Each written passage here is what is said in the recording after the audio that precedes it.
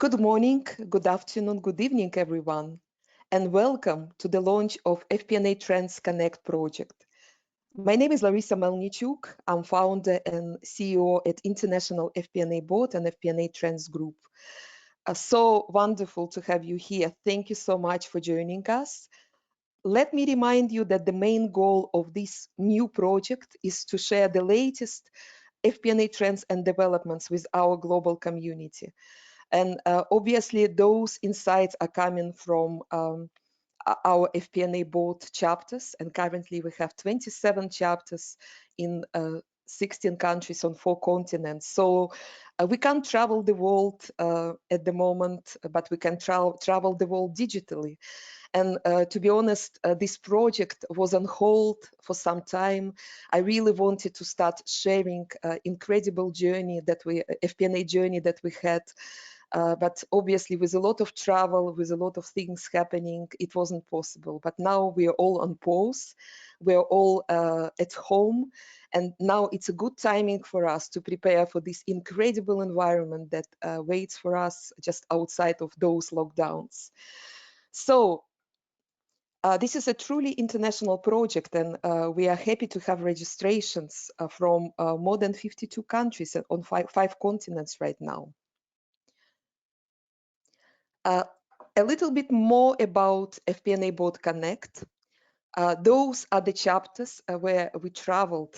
Actually, we started to travel outside of London only 4 years ago. In May, it will be 4 years how we opened the first Stockholm FP&A board just outside of London. Now 27 cities, 16 countries, 4 continents. Thousands of meetings, thousands of practitioners who are members of our FP&A board, hundreds of interesting case studies, and obviously we are looking forward to share all of this. The first stop is Tokyo, but then we will have our stops in London, in Dubai, in Paris, in Seattle, in Kuala Lumpur, and this is the only beginning.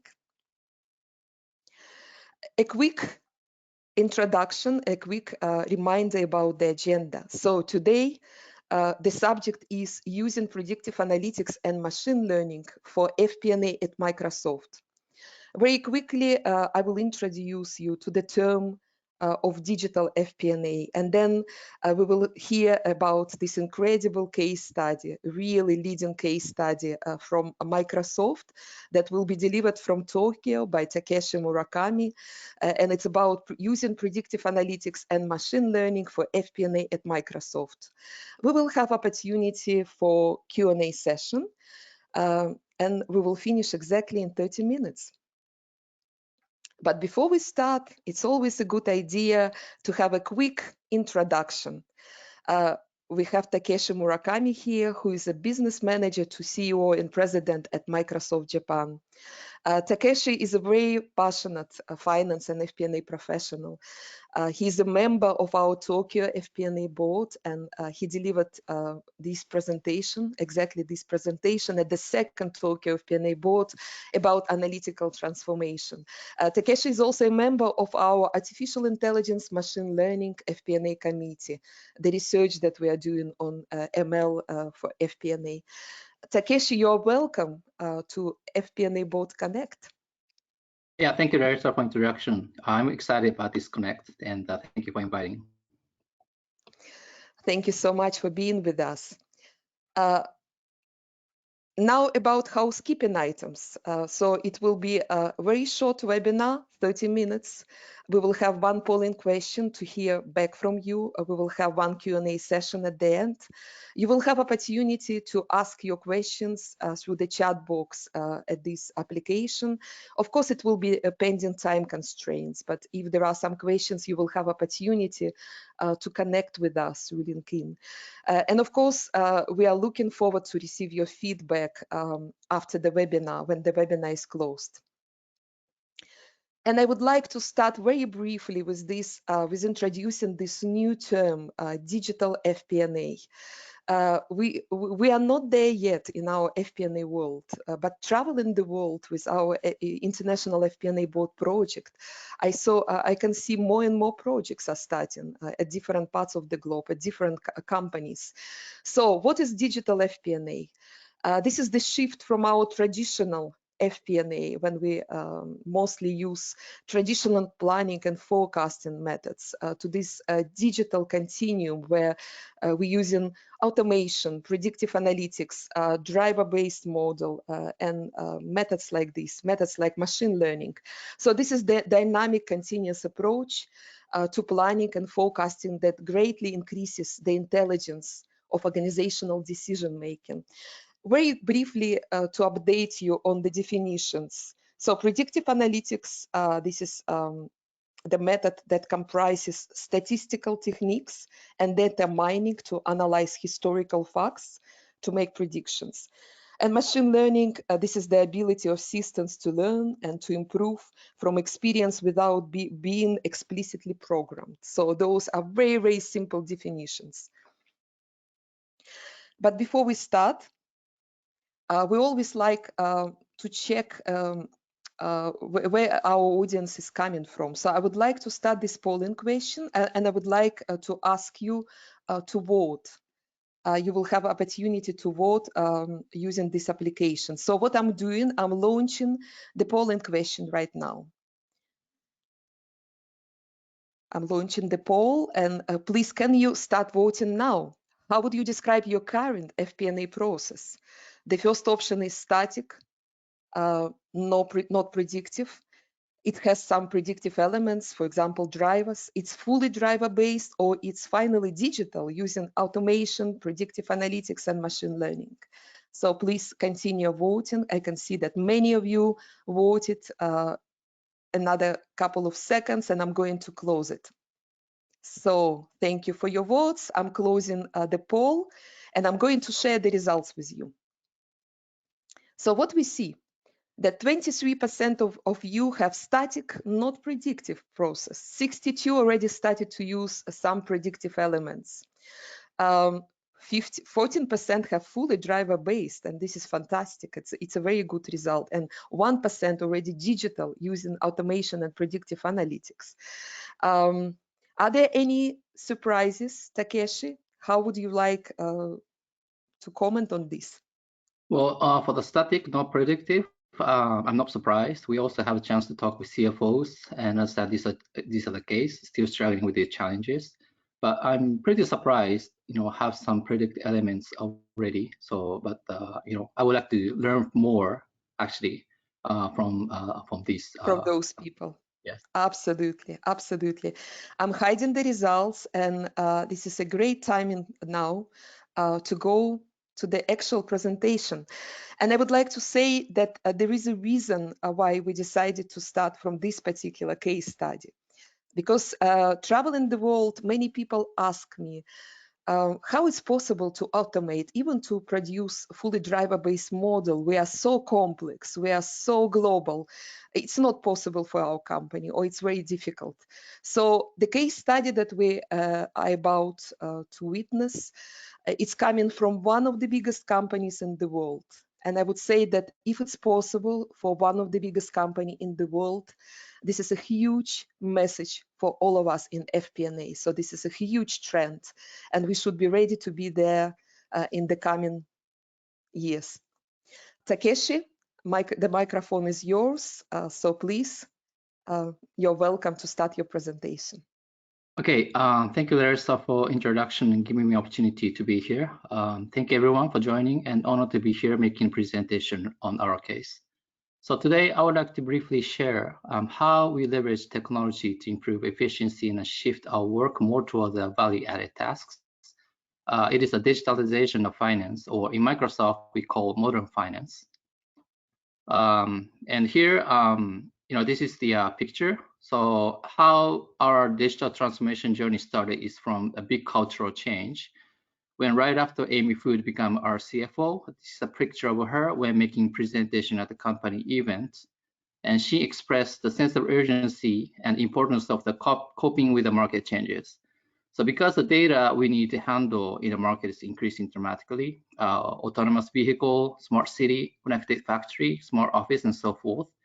Even if 4 or 5 years ago, Microsoft cloud business was a small portion of our overall business, but now is a key business for our company.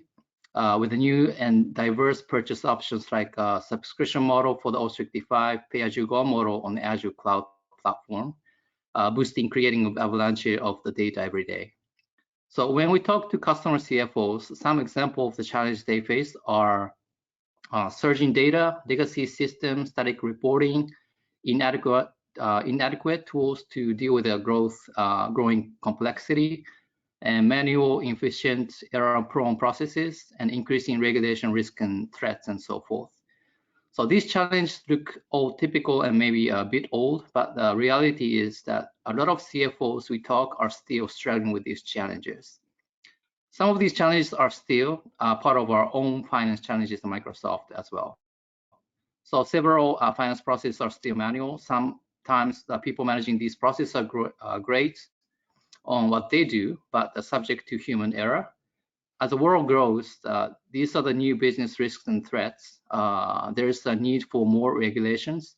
So we just cannot rely on manual processes. We need to develop our own tools to practically help us mitigate risks. So given that environment, we believe whether to be a winner or loser in the market will be heavily depends on how well you manage the data and leverage the technologies. So, and the critical factor to be successful as a business, as well as being successful as a finance professional. And one of the solutions is leveraging machine learning, which I will be sharing today. So Larissa, if you could flip the page.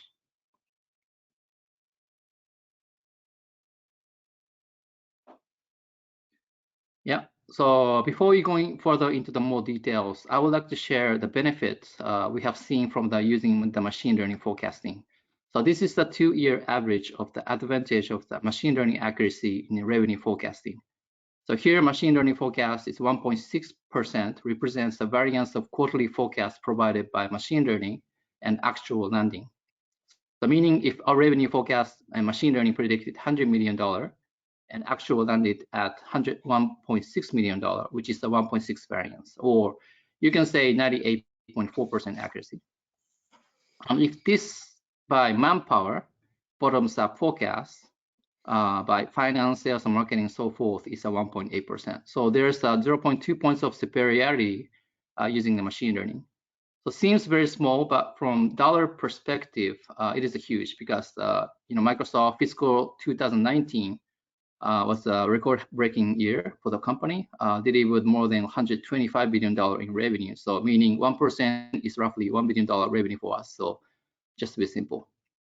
So same can be said in the large enterprise, small, medium business. Machine learning still holds a better accuracy than the bottoms up. So we believe the accuracy is one important factor, of course. However, there's also a very important message here. If you do a traditional way, the quarterly forecast cycle will take roughly 2 to 3 weeks. And not only that, but involve many folks.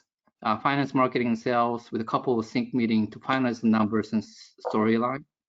Sometimes it involves judging up and down of the numbers, etc., which is not objective, and I think it's potentially be biased.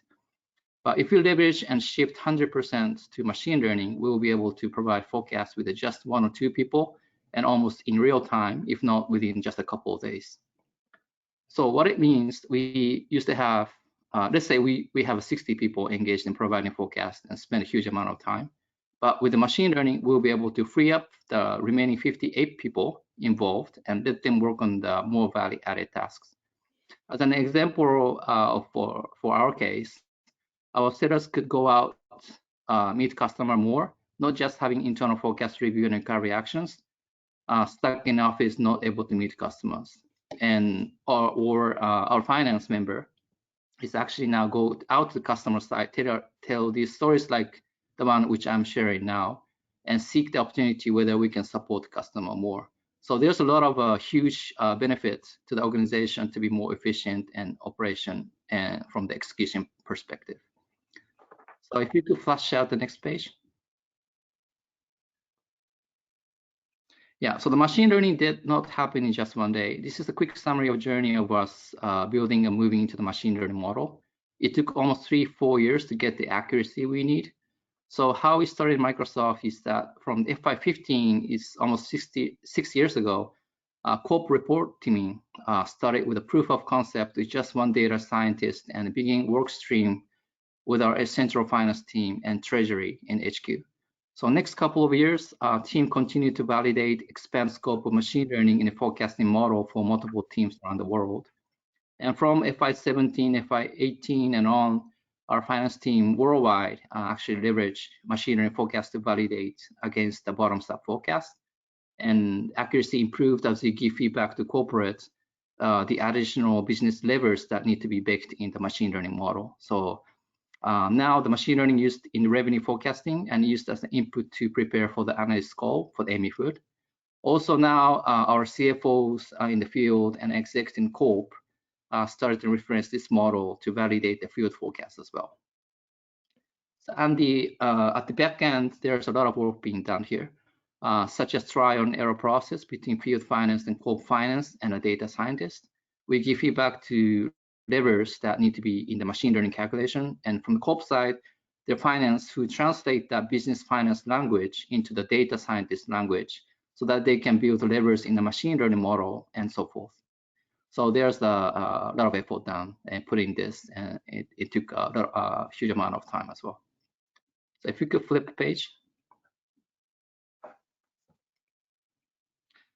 So these are the backend logic we use. There are many, and just to pick a couple, on the upper left-hand side, pipeline method, and upper right-hand side, deal-based forecast, are based off the pipeline which salespeople input into the CRM tool.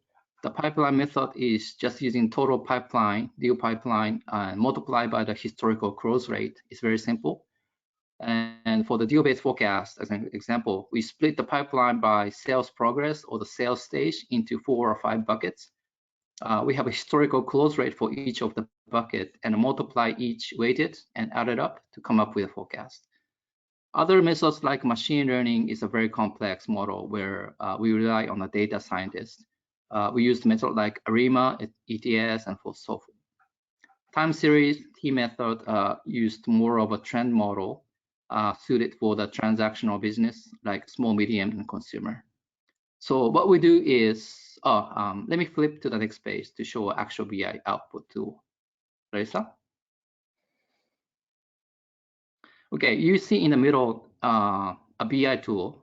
This is the old 2.0 version, and we have a new one now, but you see all the bars. The very left at the gray are the bars for the budget and official quarterly forecast we called out the last time. The blue and the yellow bars are the outcome of the method used, just I explained. The purple is the bar, basically the average of these methods. And we use this purple bar as a forecast, and it is the 1.6% accuracy that I mentioned earlier. And in addition, since this is the BI, small boxes which we can select large enterprise, small and public sector, so forth. And we also can select which country or even the product.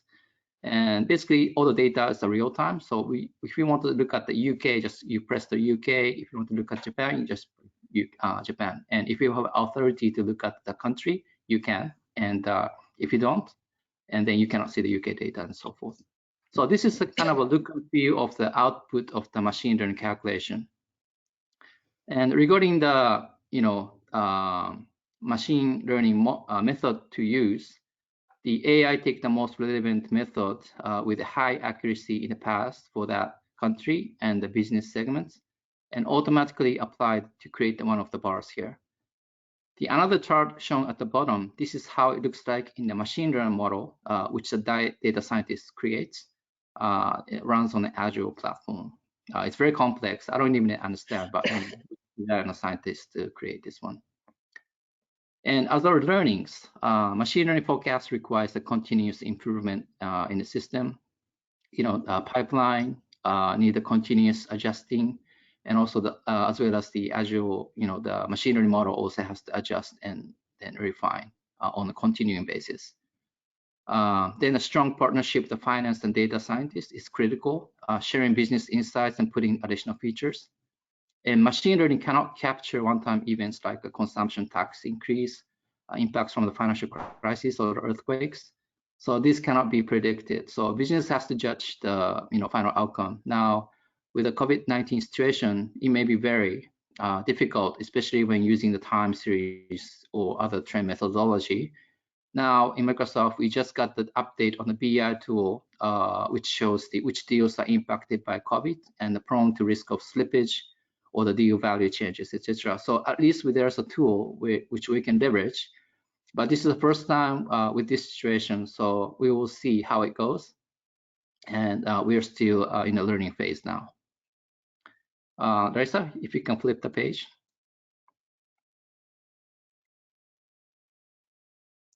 So just to quickly share, these are a list of Microsoft digital transformation arenas. We split by 4 categories. In a financial analysis and reporting arena, these are basically how we use the BI, a business intelligence tool, to automate the reporting, moving out from Excel. In a strategic forecasting arena, this is about AI and machine learning part, where we use the machine learning for revenue forecasting or account receivable or prediction of our Xbox gaming volume and so forth. Business process automation, this leverage chatbot for the basic Q&As for efficiency improvement and so forth. In a risk management section, compliance predict analysis as an example, this is where we capture unusual transaction by AI, flag it, and update finance controller what to do. So we're used to do manual research by sampling. Now, I believe we do have more outside of this list that are in play for testing. So can you flash out next page?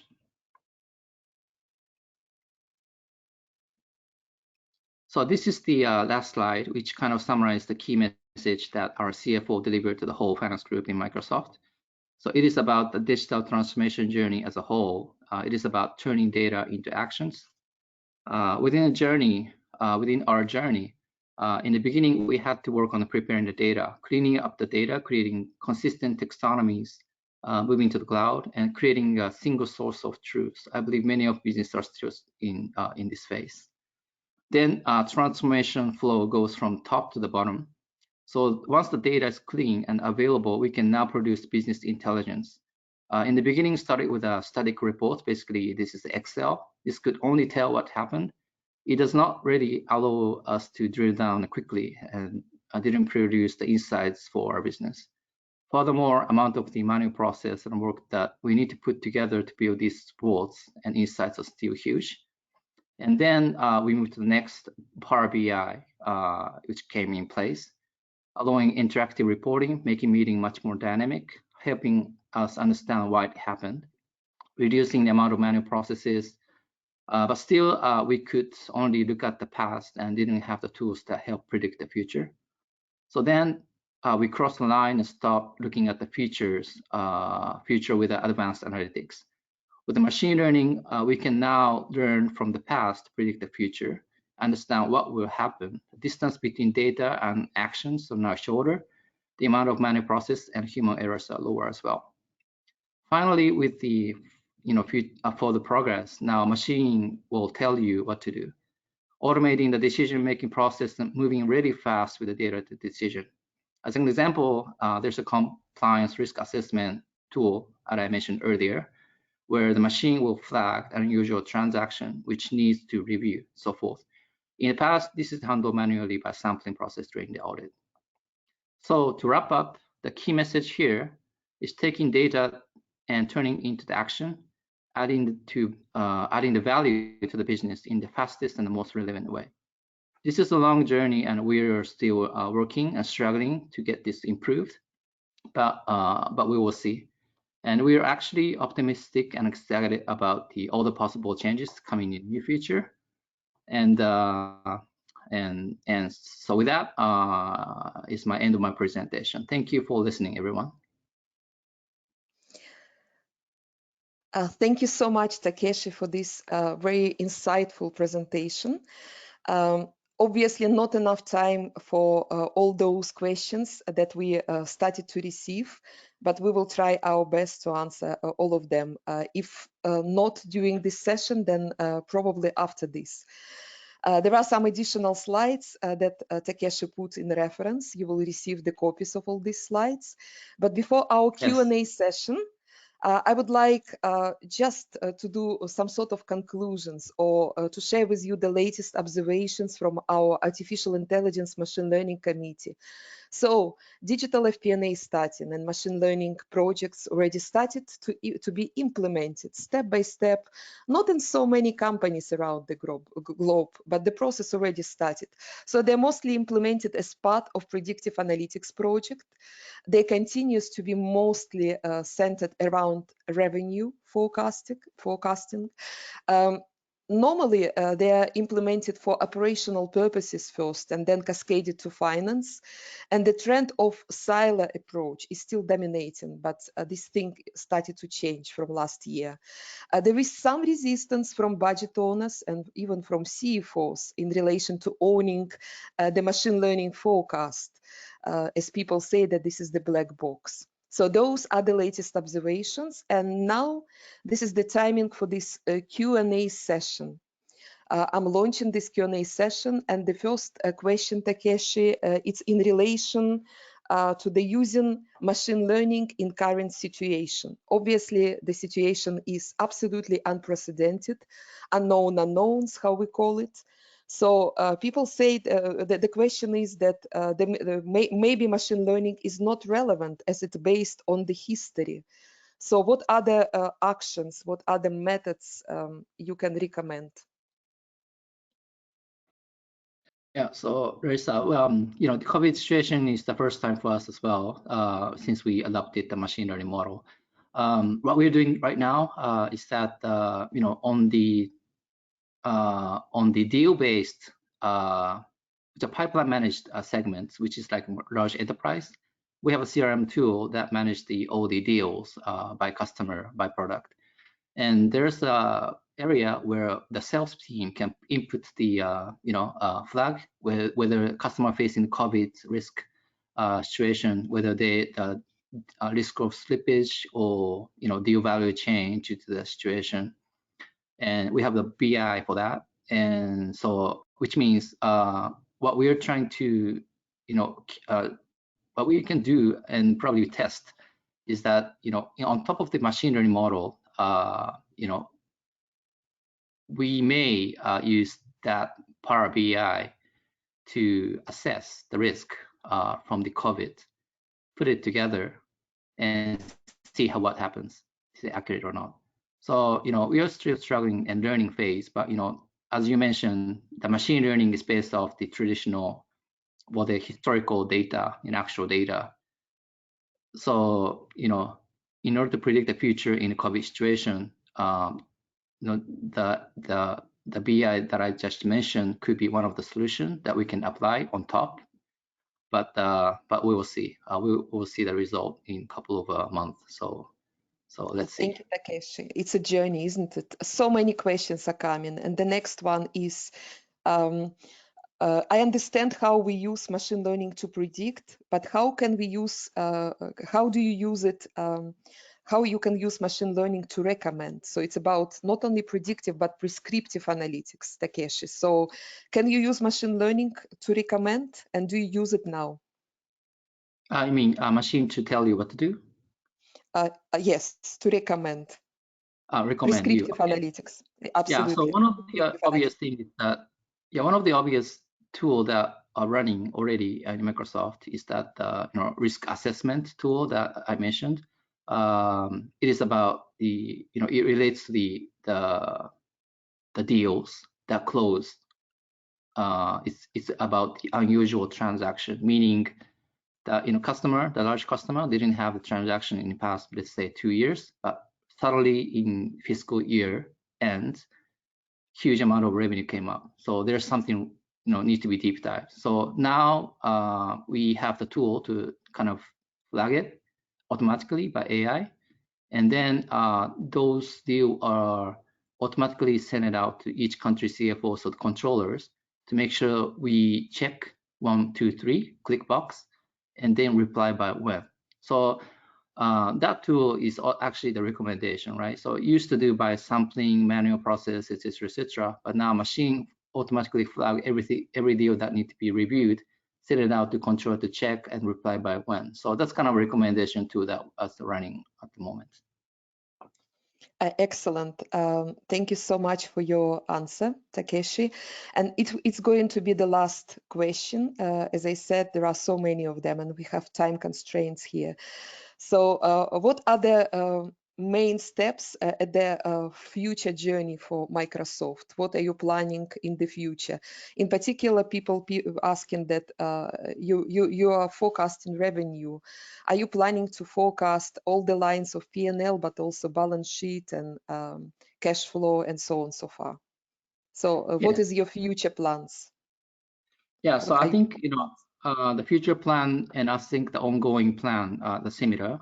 So I think, Larissa, you're going to be sharing the slides, right, to the audience. Yes. But in that part, there's a modern finance focus areas that I just mentioned. There are a lot of items which cover the balance sheet, account receivable, and the cost, et cetera, et cetera. So I think, we started from the revenue forecasting, but, the corporate team, together with the field finance and CFOs, and also the data scientists, etc., is trying to expand those digital transformation arena to make more everything efficient. So that's kind of a we don't have a goal, but it's just the ongoing process that we need to work on together as a company. And also as a Microsoft, we need to support our customers and to be bold, help the society, right? That's kind of our goal.